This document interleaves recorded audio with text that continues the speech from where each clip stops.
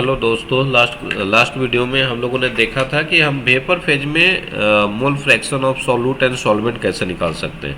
तो मोल vapour phase में हम सॉल्वेंट निकालने के लिए क्या किए थे, Y A and Y B दो फार्मूला हमने फाइंड आउट किया था, Y A and Y B. Y A क्या है आपका, mole fraction of solvent in vapour phase, और वाई बी क्या है आपका, mole fraction of solute in vapour phase. ये दोनों, और एक इक्वेशन और अब मैंने निकाला था कि अगर टोटल वेपर प्रेशर आपको फाइंड आउट करना है तो 1/PS। ये क्या दिया रहेगा, इस टाइप का क्वेश्चंस बनाने के लिए क्या दिया रहेगा आपको, वेपर फेज में वाई ए और वाई बी का वैल्यू दिया रहेगा, वाई ए और वाई बी। साथ में आपको P naught A P not be तो दिया ही रहेगा, उसका प्योर जो सॉल्यूट है, जो भी सॉल्यूट और सॉल्वेंट है उसका प्योर फेज वेपर प्रेशर क्या है, और बोलेगा पीएस फाइंड आउट करने के लिए। ए बनाने के लिए आपको ए एक्सप्रेशन मालूम होगा तभी बनेगा इस टाइप का क्वेश्चन, अदरवाइज नहीं बनेगा। ठीक है, आइए हम लोग नेक्स्ट टॉपिक पे आते हैं। Vapour pressure of solution of solid in liquid.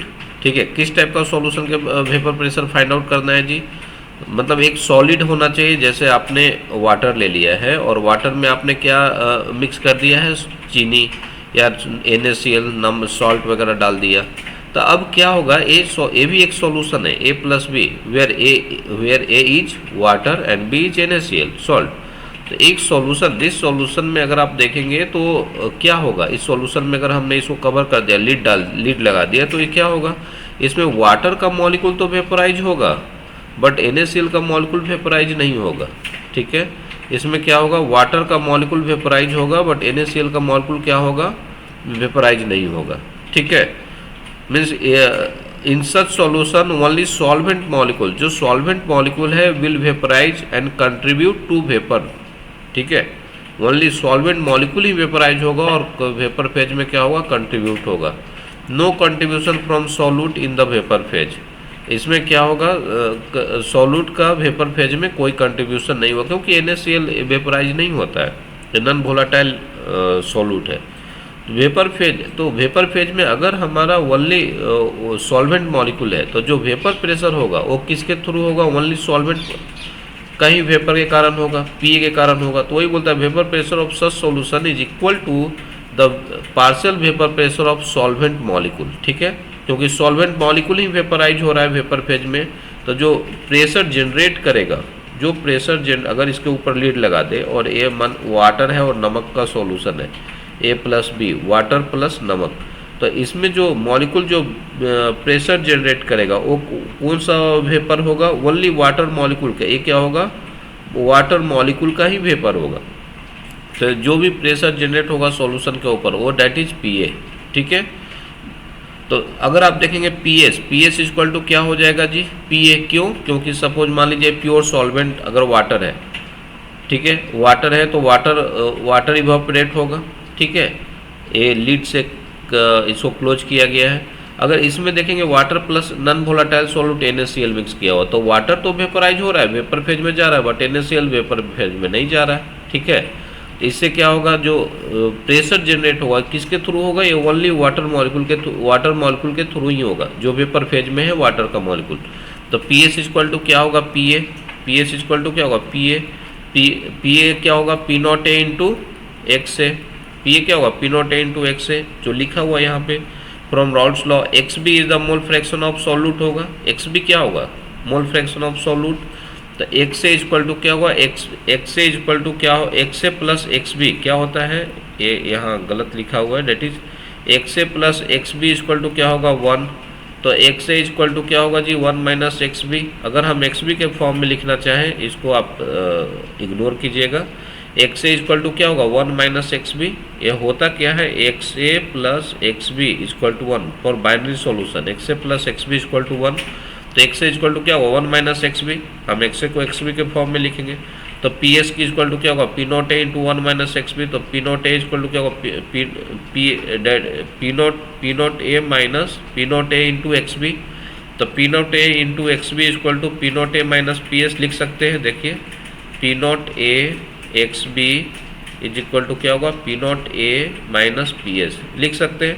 तो P0A क्या हो गया, ये P0A क्या था, प्योर वाटर, ये जो प्योर वाटर है ना, इसका वेपर प्रेशर है, इसका मॉलिक्यूल जो प्रेशर जनरेट करेगा इस वाटर लेयर के ऊपर, that is pure water, pure layer है, ठीक है। प्योर वाटर का जो प्रेशर क्रिएट करेगा डेट इज पीएस, ठीक है। A P sorry that is P naught A, जो that is P naught A, ठीक है। तो ये पी नॉट ए क्या है, प्योर वाटर का वेपर प्रेशर है, उसमें माइनस हो जा रहा है पीएस, यानी कुछ माइनस हो रहा है। इसका मतलब क्या हो रहा है, प्योर वाटर का वेपर प्रेशर था, आपने वाटर में क्या किया। अब इसको अच्छे से समझिए, मैं बोलना क्या चाह रहा हूँ कि अगर आपने प्योर आपने वाटर लिया एक ग्लास में या बोतल में, उसका आपका वेपर प्रेशर आया पी नॉट ए, ठीक है। सपोज मान लीजिए इन टर्म्स ऑफ 5 मान लीजिए, कुछ भी है 5 मान लीजिए, कोई वैल्यू अगर ज़्यादा बेटर समझ में आता है। आपने उसमें क्या किया, उस बोतल में थोड़ा नमक डाल दिया, यानी वो सॉल्यूट डाल दिया।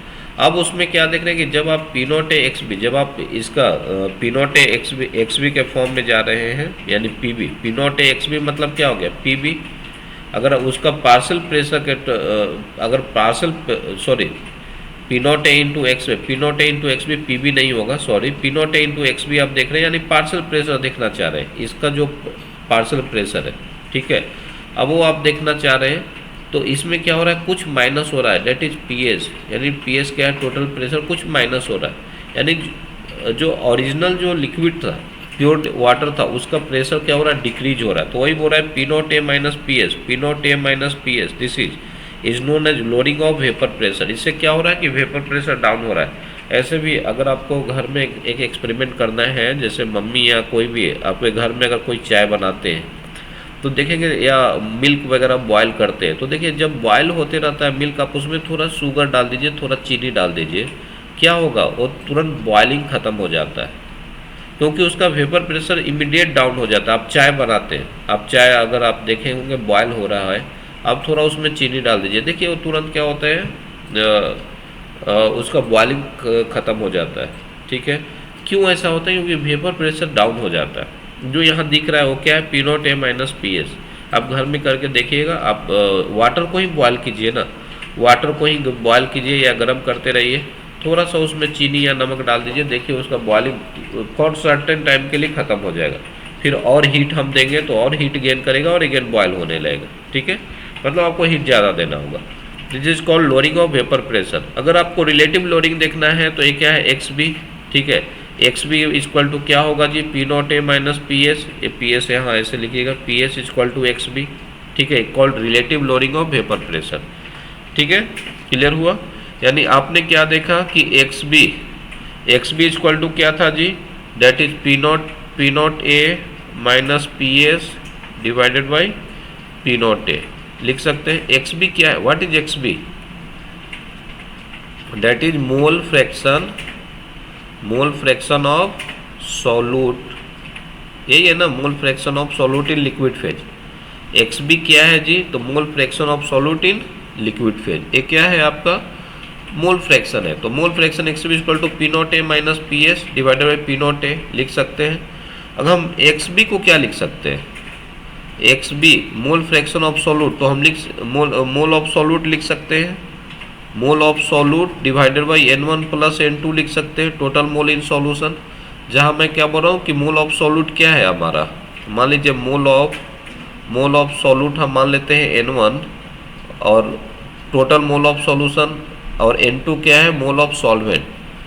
N1 मान लिया है मैंने मोल ऑफ सॉल्यूट का मोल N1 है, तो एक्स बी इक्वल टू क्या होगा, N1 by N1 plus N2, ठीक है, ठीक है। N2 क्या है आपका mole of solvent, this is mole of solvent, ठीक है, मोल ऑफ सॉल्वेंट। N1 क्या है आपका मोल ऑफ सॉल्यूट, जो मैंने यहाँ लिखा है मोल ऑफ सॉल्यूट। तो एक्स बी इक्वल टू हम क्या लिख सकते हैं, N1 by N1 plus N2 total mole of solution. इसको हम ऐसे भी लिख सकते हैं, P naught A minus P S divided by P naught A is equal to लिख सकते हैं N1 by N1 plus N2। क्यों लिखा आपको मालूम है, एक्स बी को हम लिख सकते हैं N1 by N1 plus N2 mole of solute divided by total mole of solution. और हम क्या लिख सकते हैं यहाँ पे, इसको अगर हम N1 बाई N1 कर देते हैं, इसको और हम कैसे लिख सकते हैं, अगर इसको ऐसा लिख दीजिए, इसको उल्टा कर देते हैं, ठीक है, इसको जस्ट उल्टा करते हैं तो क्या देखते हैं क्या लिखता होता है। इसको हम लिख सकते हैं N1 plus N2 by N1 is equal to P naught A, sorry P naught A ऊपर चला जाएगा, मैं इसको ऊपर लिख दिया, इसको नीचे लिख दिया, कोई प्रॉब्लम नहीं होना चाहिए। P naught A divided by P naught A minus P S, ठीक है, एक क्लियर है यहाँ तक। इसको हम लोग और क्या लिख सकते हैं, इसको N1 प्लस N2 को हम लिख सकते हैं 1 प्लस N2 बाई N1 लिख सकते हैं क्या, देखिए बताइए एक बार। P naught A divided by P naught A minus P S is equal to 1 plus P naught A divided by P naught A minus P S is equal to 1 plus N2 by N1 लिख सकते हैं या नहीं लिख सकते। इसको ये कर दिया ना, आप जोड़ेंगे तो यही आ जाएगा ना N1 plus N2 by N। इस फॉर्म को हम इस फॉर्म में लिख सकते हैं। अगर इतना आपने लिखा तो और क्या लिख सकते हैं, P naught A divided by P naught A minus P S is equal to 1, इसको माइनस को इधर लेके आ जाइए, इस माइनस को अगर मैं इधर लेके आ जाता हूँ इज इक्वल टू लिख सकते हैं N2 बाई N1। ये माइनस को अगर इधर ले जाएंगे तो क्या हो जाएगा जी, ये हो जाएगा आपका P S, P A cut जाएगा, P S by P naught A minus P S is equal to क्या होगा N2 बाई N1 लिख सकते हैं। या हम लिख सकते हैं आपको P naught A minus P S by P S is equal to N1 by N2। Simple मैंने इसको उल्टा कर दिया, ऊपर इसको लिख दिया N1 बाई N2। लिख सकते हैं या नहीं लिख सकते। ये क्या, ये भी एक किसका फॉर्मूला है, relative loading in vapour pressure से मैंने फाइंड आउट किया है। Relative loading in vapour pressure यानी अगर कोई वाटर बॉयल हो रहा है, ठीक है, आप उसको बॉइलिंग के समय आप उसमें सॉल्ट डाल दिया, अब क्या होगा, उसका वेपर प्रेशर डाउन होगा। तो रिलेटिव लोडिंग इन वेपर कितना वेपर प्रेशर डाउन होगा, एक फॉर्मूला मेरे पास ये भी आया इसके लिए, एक ये आया ना कि ये P naught A minus P S by P S equal to P naught A minus P S by P S equal to क्या होगा N1 बाई N2 हमारे पास आया। इतना क्लियर हो गया। अब ये फॉर्मूला से तो बनेगा नहीं क्वेश्चंस, कोई क्वेश्चन बन जाएगा, ठीक है, बट मेजर क्वेश्चन से नहीं आएगा, क्योंकि इसमें क्या करता है ना, मोलालिटी का टर्म दे देता है। जब मोलालिटी का टर्म आएगा तब क्या करेंगे, आपको P naught A minus P S by P S, तो ठीक है, इधर से कुछ मिटा दूँ क्या, कहाँ लिखूँ, ठीक है, मैं लिख देता हूँ इधर, ठीक है, थोड़ा कलर अलग है तो आप समझ जाइएगा। देखिए यहाँ पर आपने क्या देखा, P naught A minus P S by P S equal to N1 by N2। अब आपको दिया रहेगा वेट ऑफ सॉल्वेंट, मान लीजिए क्वेश्चन में दिया हुआ है वेट ऑफ सॉल्वेंट दिया हुआ है WA ग्राम, ठीक है, और मॉलिकुलर वेट ऑफ सॉल्वेंट दिया हुआ है MA। मॉलिकुलर वेट आप अच्छे से लिख लीजिएगा, मॉलिकुलर वेट ऑफ सॉल्वेंट क्या दिया हुआ है जी, MA, ग्राम पर मोल दिया हुआ है। अब हम मोल ऑफ सॉल्वेंट क्या लिख सकते हैं, N2 का मोल ऑफ सॉल्वेंट क्या है, मोल ऑफ सॉल्वेंट क्या था, मैंने बताया था ना कि N2 क्या है, मोल ऑफ सॉल्वेंट। तो N2 इक्वल टू क्या आप लिख सकते हैं जी, WA बाई MA लिख सकते हैं ना, WA by MA, weight of solvent divided by mole of solvent. तो आप और क्या लिख सकते हैं, इसके बाद मैं इधर में लिख दूं क्या, इसके बाद थोड़ा इसको मिटाता हूँ, मिटा के ऊपर लिख देता हूँ, इसको थोड़ा सा देख लीजिएगा। इसके बाद मैं इसको इधर में लिख दे रहा हूँ, ठीक है। अभी क्या लिख सकते हैं हम, P naught A minus P S by P naught P S is equal to हम क्या लिख सकते हैं, N1 by WA into MA लिख सकता हूँ, N1 by WA into MA लिख दे रहा हूँ, ठीक है, क्लियर है यहाँ तक। अब इसको और क्या लिख सकते हैं, इसको ध्यान समझिए, N1 by WA into 1000 into MA by 1000 ऐसा लिख सकते हैं। ये 1000 कट जाएगा, कोई प्रॉब्लम नहीं है, कुछ प्रॉब्लम है क्या, किन्हीं को कोई प्रॉब्लम नहीं। N1 बाई WA इंटू 1000 किया और यहाँ डिवाइडेड बाई MA बाई 1000 कर दिया, तो कोई प्रॉब्लम नहीं है। अब इस टर्म को N1 बाई WA इंटू 1000, इस टर्म को हम क्या लिख सकते हैं, इस टर्म को हम लिख सकते हैं molality, molality into M A by 1000। तो एक फार्मूला ए मिलेगा यहाँ से, ठीक। एक किसके इक्वल पी नॉट ए। देखिए ये फार्मूला क्या मिला, वो फार्मूला मैं लिख दे रहा हूँ यहाँ पे, हो सकता है यहाँ मेरा फोटो आए तो दिखे नहीं, ये फार्मूला आपको मिल जाएगा, ठीक है। मोलालिटी क्या है जी, इस टर्म मोलालिटी मतलब मोलालिटी को आप इस टर्म में भी लिख सकते हैं ना, N1/WA इंटू 1000। इसको हम क्या लिख सकते हैं, N1 क्या है, mole of solute divided by weight of A क्या है, सॉल्वेंट। मोलालिटी होता क्या, व्हाट इज मोलालिटी, मोलालिटी अब देखेंगे तो मोलालिटी होता क्या, स्मॉल m। मोलालिटी है क्या, weight of solvent, weight of sorry mole of solvent. Mole of solvent आपका क्या हो गया, N1। N1 is your mole of solvent. WA क्या है, weight of solvent in kg, अगर ग्राम में लिखेंगे तो इंटू 1000 हो जाएगा। तो इसको मैंने 1000 से मल्टीप्लाई कर दिया, तो Na/WA इंटू 1000, इतना को हम क्या लिख सकते हैं, मोलालिटी, ठीक है। मोलालिटी किसका, मोलालिटी, मोलालिटी ऑफ सॉल्यूशन, ऐसे नहीं हवा का मोलालिटी, सॉल्यूशन जो A+B सॉल्यूशन है उसका मोलालिटी इंटू Ma/1000। Ma क्या है आपको मालूम है, Ma मैंने बोला है ना कि Ma क्या है आपका, molecular weight of solvent into 1000। तो एक फार्मूला आएगा, इस फार्मूला को हम यूज करते हैं, ठीक है। इस फार्मूला को हम लोग यूज करेंगे, P0A minus PS, S small नीचे होगा जैसा इसमें है, divided by PS equal to molality into एक कहाँ से आया मैंने एक डिटेल बताया, ठीक है। ओनली आपको बुक वगैरह में लिखा रहता है, इससे को केवल समझेंगे ना, आपको समझ में नहीं आएगा कि ये आया कहाँ से। ये आया कहाँ से, रिलेटिव लोडिंग और वेपर प्रेशर। रिलेटिव लोडिंग और वेपर प्रेशर ये कहाँ से आया, जब हम वाटर में कोई भी जो सॉल्वेंट है उसमें ऐसा सॉल्यूट मिलाते हैं जो वोलाटाइल नहीं है, जिसके कारण ऐसा सिचुएशन क्रिएट हुआ। और ये फॉर्मूला इस टाइप का क्वेश्चन आएगा तो हम इससे बनाएंगे, ठीक है। ठीक है बच्चों, नेक्स्ट क्लास में हम लोग आइडल और नॉन आइडल सॉल्यूशन के बारे में पढ़ेंगे। इस क्लास तक इतना ही रहने देते हैं। आई थिंक कि आप लोगों ने सही समझा होगा। इस फॉर्मूला को ध्यान रखें कहाँ से आया और इसका यूज कैसे करते हैं। यहाँ एक टर्म मोलालिटी के टर्म में लिखना है, क्योंकि यहाँ XB के टर्म था। XB मतलब क्या था, मोल फ्रैक्शन के टर्म में लिखा हुआ है सॉल्यूट का। अब ये XB को हमको लिखना था मोलालिटी के टर्म में, जिसके कारण हमने इतना दूर तक आया। ठीक है, क्लियर हुआ, क्योंकि क्वेश्चन जो रहेगा आपको मोलालिटी के टर्म में दिया रहेगा।